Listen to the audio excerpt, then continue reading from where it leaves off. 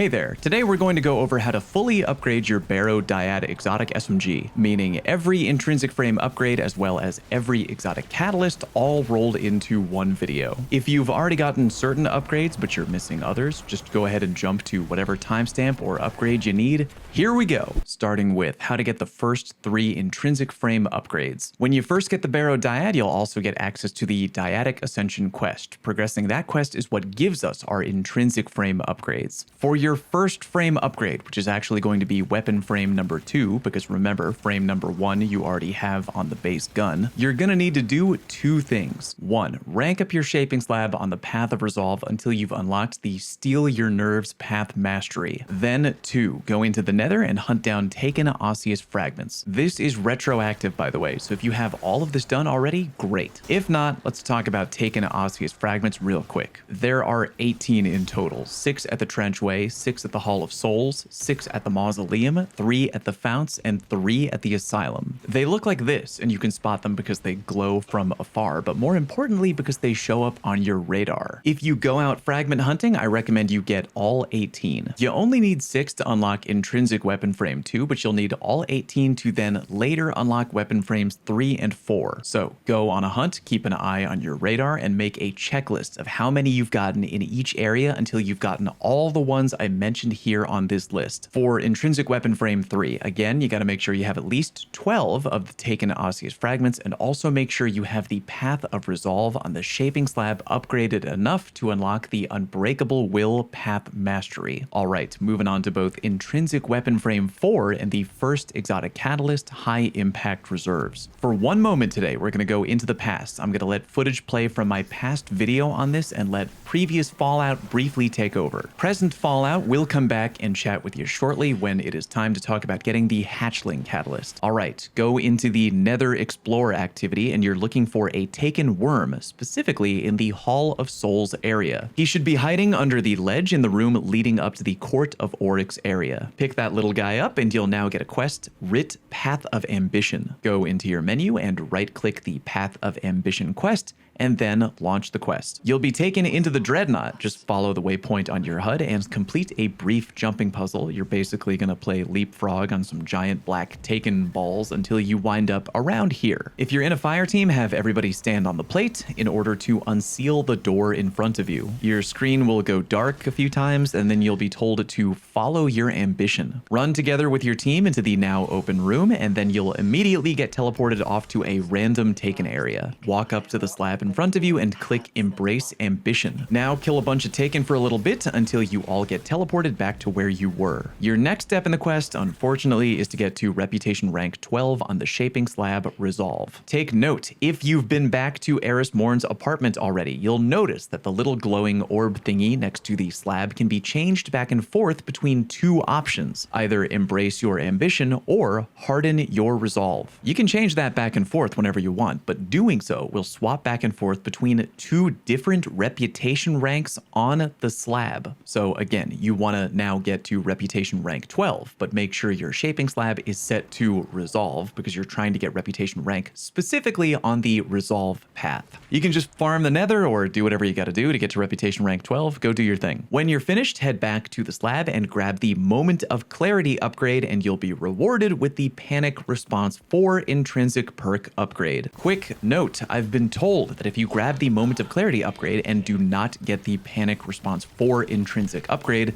that means you still need to go into the Nether and find 6 Taken Osseous Fragments hidden in the area. The reason that my quest completed automatically, apparently, is because I had already gathered all the Taken Fragments I could back in Act 1. If you haven't collected all of them yet, head into the Nether and start looking around. Remember that these things show up on your radar when looking for them, so keep your eyes peeled. There are 18 in total hidden in the Nether. I don't have a video up on all the locations yet. I was going to do that at the end when I eventually had all of them figured out. My bad. The good news though, again, is that they're not very hard to find, so happy hunting. Also take note, switching the weird orb in Eris Morn's apartment we mentioned earlier will alter the performance of your Barrow Dyad, specifically the Taken Divergence exotic trait. You can take your pick between hitting 3 targets generates a large amount of blight and Seekers bore through targets, or blight generated increases the longer the weapon remains on a target, blighted Seekers burrow into targets and explode. Take Take your pick between the two. Enjoy. All right, next up is the Hidden Exotic Catalyst quest. Start things off by launching the Court of Blades, aka the revamped Court of Oryx activity, on Expert difficulty, and be sure that you have the Barrow Dyad equipped. When you finish Expert Court of Blades, you'll now be given a new exotic quest out of nowhere called Sharp Osseous Spine. Head back to Erismorn's apartment and interact with the slab for the next step in the quest, a Needle's Path. Now you have to complete a Court of Blades activity on Expert difficulty using only precision damage weapons, aka scout rifles, linear fusion rifles, or sniper rifles, as well as equipping the Barrow Dyad SMG. So do that and have fun, I guess. When you're finished, you will unlock the High Impact Reserves Refit Catalyst for your Barrow Dyad. Alright, present Fallout back, and it is time for the next exotic catalyst, which is Hatchling. To start things off, make sure you're completely caught up in the episode Heresy Act 2 story, I believe up to Act 2 Rites of the Deep, Quest Step 15. Then head into Nether Explorer to ensure the Secrets modifier is on and you're looking for a particular area in the Trenchway. By the way, my footage of this particular part of the quest got accidentally deleted, so big thank you to 360 Game TV for providing their footage to me directly so I could complete the guide. Take out your ghost and hop up the hidden platforms to reach a secret room. In there, you'll find a terminal which you can then activate, and that should open a portal right next to you. Go through and you're going to find 2 chests. Open them and you'll obtain a heavy osseous spine. Quick note, if you try to activate the terminal and you are found not worthy, then you unfortunately need to complete more secrets in the Trenchway location, which is a pain in the butt. Or if you have a friend who already has a fully upgraded Barrow Dyad, they can activate the terminal for you. Head back to the shaping slab at Erismorn's apartment and exchange the spine for the quest A Hammer's Path. The quest should tell you that your next step is to fully upgrade the Path of Ambition on the shaping slab to its highest potential, but I think you only have to get it to about rank 12 because the rank cap was raised in Act 3. Anyway, just rank grind Path of Ambition until you complete that part of the quest. When you've ranked up, your next step is to complete an expert version of the Nether using only close range weapons, including the Barrow Dyad. Translation: do it with a Barrow Dyad, a shotgun or a glaive, and a sword. When you finish, congratulations, the Hatchling Catalyst is all yours. Alright, next up is Intrinsic Weapon Frame 5. If you have Intrinsic Frame 4 already completed, which by now you probably do, go to Erismorn's apartment and visit the shaping slab. When you do, you'll be given a new quest for Dyadic Perfection. You're going to need to both collect 6 osseous fragments as well as complete the Sunless Cell Strike. Huge time saver, by the way, which I'll explain later, but before launching the Sunless Cell Strike,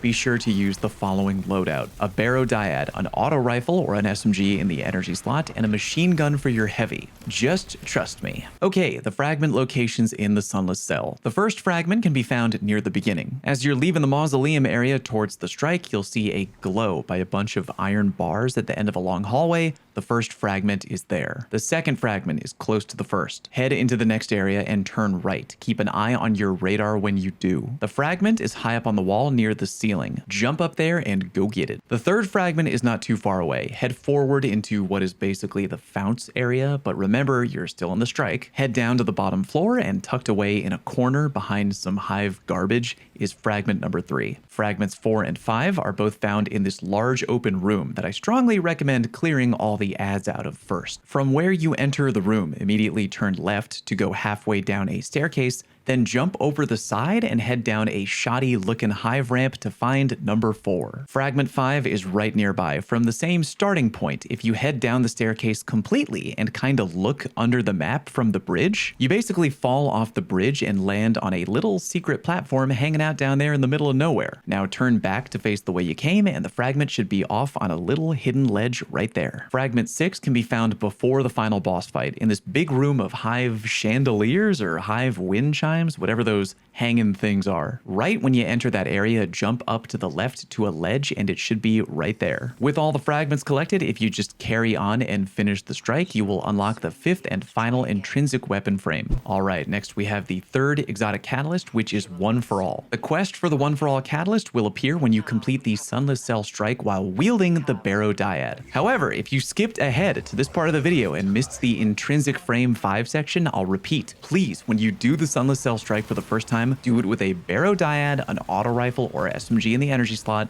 and a machine gun. Reason being, there is a future part of the quest that will ask you to run the strike back a second time with that exact loadout. But if you do it the first time with that loadout, you eliminate the need to go back and do the strike a second time. So again, to repeat, just beat the Sunless Cell the first time through with a Barrow Dyad, an auto rifle or SMG, and a machine gun. When you've beaten the Sunless Cell strike with the Barrow Dyad, you'll get a Trembling Osseous Spine to drop. Go and visit the Shaping Slab and it'll give you a quest step to collect all tithing worm spawn. Thankfully, I have a video on every worm location, which I'll link both in the pinned comment and video description. Remember, for this part, you just need tithing worms, aka the light worms, 10 in total, and they'll only appear if you have the Shaping Slab at Eris Morn's apartment set to Ambition. If you've already gathered all the worms, then by the time you visit the Shaping Slab with the Osseous Spine, like I did, this part of the quest will already be complete. Turn in the quest and enjoy your one-for-all exotic catalyst. Alright, the fourth and final exotic catalyst for the Barrow Dyad is Target Lock. In order to begin the quest, you first need to obtain 3 Coalescence of the Knife drops. Now, I've heard that some people have gotten the quest to progress with 2. That didn't work for me though, I needed 3. Therefore, I'm gonna recommend y'all get 3. But if you want to take a chance and go for the final step with only 2, let me know how that works out. Genuinely, I'm kind of curious. Anyway, the first Coalescence of the Knife I got, I actually don't have footage of, but I did it by completing an Act 3 mission that I acquired from the Shaping Slab at Eris Morn's apartment. The quest was called Mission Dossier Blade Logic, and it required me to kill, I think, 150 Taken, which I did very quickly at Shuro-Chi. If you want to be safe, I recommend just doing that one first because it is very easy and you'll get a Coalescence of the Knife right away. Moving on to the second Coalescence of the Knife, and I warn you now, dear viewer, we are wandering into the territory of annoying RNG. It can be obtained in the Nether, specifically in the Founts location. Real quick, before you even launch, make sure you're on the Nether Explorer. Reason being, if you hover over the Nether Explorer, you'll see there's a secret modifier. You need this to be active, so again, make sure you're launching Explorer. Now, annoyingly, you can't launch the Nether and literally drop into the Founts as a first location. It can only be reached as a second or third area location. So complete whatever area you land in, and then hopefully you then get to go to the Founts. When you're there, you're going to look for a side room where you're going to find 3 orange glowing hive symbols on a wall just outside of the room. Memorize those symbols and then jump through the hole in the wall above them, and you're going to find a bunch of glowing symbols up on the wall in front of you. All you got to do now is shoot and break the same 3 symbols that you saw moments ago. Do that correctly and you'll get text that says a secret of the Dreadnought has been found. Go over to the chest that has appeared and collect your loot. Now, stay where you are because you're looking for another secret in the exact same room. You see right here? That tiny little hive rune that appears on the side of that column. I hate to tell you this, but if you look all over the area and you don't see any button-looking hive rune on the side of any column in the room, that means you have officially been RNG checked and you need to relaunch the Nether, go back to the Founts, and look again. Reason being, this is another Dreadnought secret that you need to get a Coalescence of the Knife drop for, and Dreadnought secrets spawning in the Nether is an act of pure RNG as far as we know. It took me a freaking while of getting to the Founts to get this goddamn little button to show up. I hope your RNG is better. If and when you do find it, shoot it and a hidden door will open up in the room you're in right near the chest you were just at. Run through the door and you'll enter a little hive maze where you're looking for a small Taken Blight that you have to shoot and destroy. This maze is apparently also RNG, so good luck. After you've broken the Blight, open the chest that appears next to you and bam, Coalescence of the Knife. Your third knife drop, annoyingly, can also be held up by RNG. Launch the Nether again and remember to do the Explore option, and now you're looking for the brand new area, the Hull Breach. Again, you cannot land at the Hull Breach as your first location, so you gotta complete one area and then cross your fingers like a schmuck and hope you'll get to go to the Hull Breach. When you're there, head to the opposite end of where you spawn in and you're looking for this, a Toland ball that you can scan, which will spawn a Taken boss right behind you who you just need to kill. When they're dead, you'll see you have something on your HUD that says Legion Code. Now just drop down from the ledge you killed the boss on and enter this little cave, walk up to an orange shield door and unlock the door with your Legion Code. There should be a chest you can open and booyah, Coalescence of the Knife number 3. Now, while you're still in the Hull Breach area, look around for a doorway in the side of the wall that looks like this and head on in. You should see a weird looking terminal in the back left of the room which you should now be able to activate. If you didn't have enough coalescence of the knives before, you wouldn't be able to open it before now. A portal will open up behind you and you can jump through to open 2 chests, one of which will contain the Warped Osseous Spine quest. Quick note, if you have a friend who has already fully completed their Barrow Dyad, you can skip all of the coalescence of the knife bullshit and have them simply take you to the hull breach area and they can activate the found worthy terminal for you. Depending on how bad your RNG is, that could save you anywhere from 20 minutes to an hour or more. Alright, now that you have the Warped Osseous Spine quest, your next step is to collect every ravenous worm spawn, aka the darker taken worms that can be found out in the Hive Dreadnought. To repeat, I have a video on every worm location, which I'll link both in the pinned comment and video description. To repeat, you need the ravenous taken worms here, 10 in total, and they will only appear if you have the shaping slab at Erismorn's apartment set to resolve. When you've found all the worms, turn in your quest at the shaping slab, and now you're on the final step. Complete the exotic mission, Derealize, with the Barrow Dyad equipped. And because you've already run the mission to get the gun, you should kinda know how this goes. If you don't, I do have an exotic mission walkthrough, which I will also link down in the pinned comment. When the mission is over, target lock is now yours, and congratulations, your Barrow Dyad is now fully craftable at the Enclave. Please like today's video if it helped you out, and sub to the channel if you haven't already. Even if you don't plan on checking it out that often, it does help me out. Thank you very much for watching. Peace!